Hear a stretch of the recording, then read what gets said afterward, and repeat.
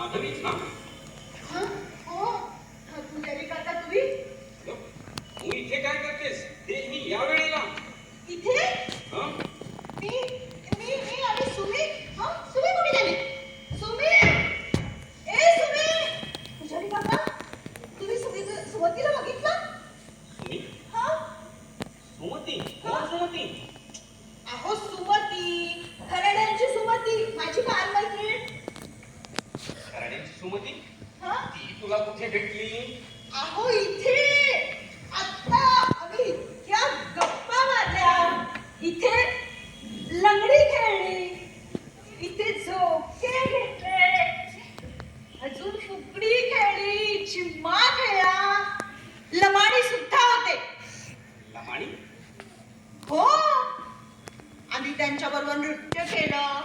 मला सुमी पर्याय सांगणार होती, तेवढ्यात तुम्ही आला.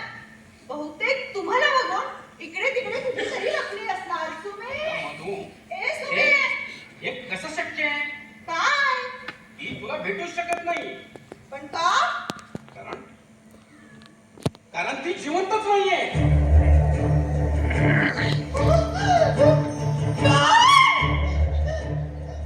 हो. त्या तिकडे डोंगराच्या पलीकडे तरी उडी मारून 2 वर्षापूर्वी जीव दिलाय तिने. घरी काहीतरी गोंधळ झाला होता म्हणे. नाही नाही होती, सुमी होती, लमाणी सुद्धा होते. लमाणी? अगं 3 वर्षापासून लमानी इकडे फिरकलेच नाही.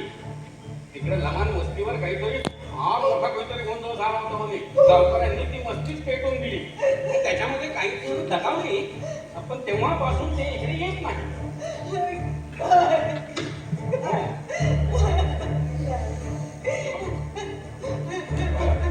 जा घरी. जा बरं. मामांची वाट बघत असते. पाठ झाली आता. हं? नाही, हे कसं झालं? हे कसं झालं? हे कसं झालं? सुमे! सुमे! सुमे! सुमे! सुमे! सुमे! सुमे बोलताना खूप त्रास झाला का गं? मरायच्या आधीच मनाने यातना भोगल्यात गं. सुमे याला काहीच पर्याय नव्हता का गं? काहीच पर्याय नव्हता का गं? काहीच पर्याय नव्हता का गं? सुमे! सुमे!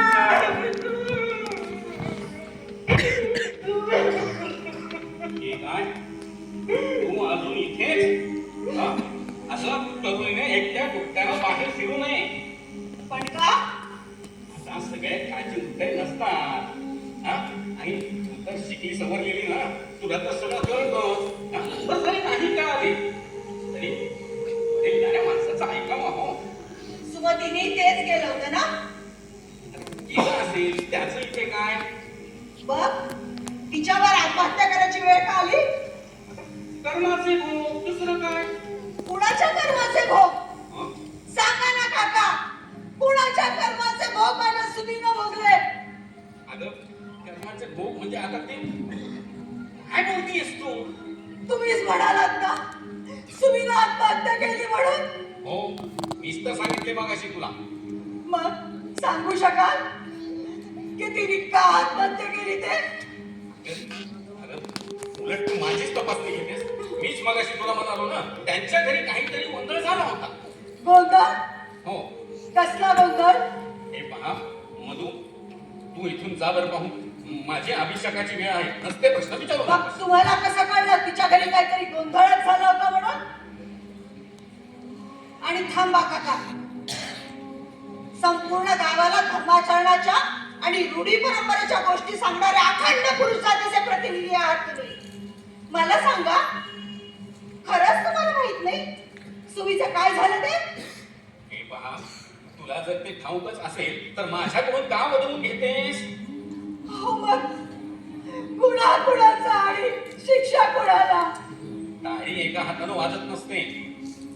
काय म्हणजे यात सुमीचा दोष असं म्हणायचं तुम्हाला? अरे मग नाहीतर काय? हा? अगं पुरुष तो शेवटी पुरुषच ना. हा?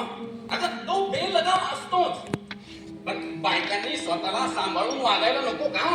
म्हणजे कसं? द्रुपद कन्या द्रौपदी सारखं की ययाती कन्या माधवी सारखं? शिव शिव शिव शिव शिव शिव त्या नतद्रष्ट काठीसाठी आणि म्हणजे तिची तुलना या पतिव्रता आणि साध्वी बरोबर तुलना करतेस? अगं तुझ्या जिभेला काही हाड? हं? त्या साध्वी, त्या पतिव्रता, कारण येणारा प्रत्येक पुरुष मग तो क्षणाचा का असेना त्यांनी पती म्हणून स्वीकारला म्हणूनच ना? अगं काय बोलतेस तू? हा? अगं देवाधिकांचा विचार इथे कुठे माणसाबरोबर होत असतो का? हा? सांग ना मला. अगं आदर्श पंचकन्याची उदाहरण दिली आहे, त्यांचे आदर्श मातीत मिळवलीस तू. आदर्श पंचकन्या सीता, जिनं वनवासातही साथ दिली, तिला आई सुखाच्या काळात वनवासात पाठवलं. आईच्या आशीर्वचन पूर्तीसाठी पाच पुरुषांची झाली द्रौपदी. प्रत्यक्ष भगवंताच्या पुण्याची सदा दिली अहिल्याला तिच्या विद्वान पतीनं. मंदोदरी परस्त्रीसाठी आयुष्य उधळून टाकणाऱ्या लंपाट पुरुषाची पतिव्रता आणि स्वतःचं सत्यवादीपण सिद्ध करण्यासाठी चिमुकल्यासह वाऱ्यावर सोडलेली तारावती. पिढ्याला तुझ्यासाठी निरच्छ झुजलेल्या स्त्रीला तुम्ही आदर्श ठरवता?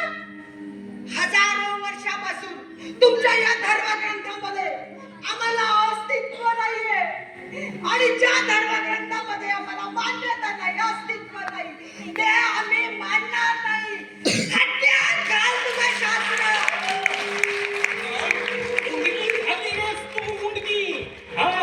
तुमच्यासारखे असेच मरणार. असेच मरणार आणि तुमच्या सोबत नंगा नाच करणारे देखील मरणार. हो पुजारी, संपला तो काळ. माझ्या सुमीच्या मृत्यूसोबतच तुझ्या आदर्श पंचकन्यापेक्षा माझी सुमती जरा सुद्धा कमी नव्हती. पण तिच्या आदर्शवादाला तुम्ही आतल्या कोठडीमध्ये चुरगाळलात. त्याची न दाद न फिर्याद. आणि जेव्हा वाघूनही न्याय मिळत नाही तिथे स्वयंभू झाल्याशिवाय पर्याय नसतो.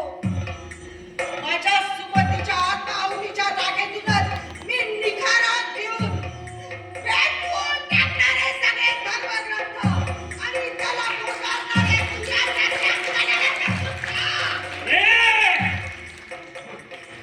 तुझ्यासारख्या बाजार बसवीचा नाक कापून गाढवावर बसून नग्न दिंडे काढावयास हवी. आलास का शेवटी माझ्या नग्न देवारा?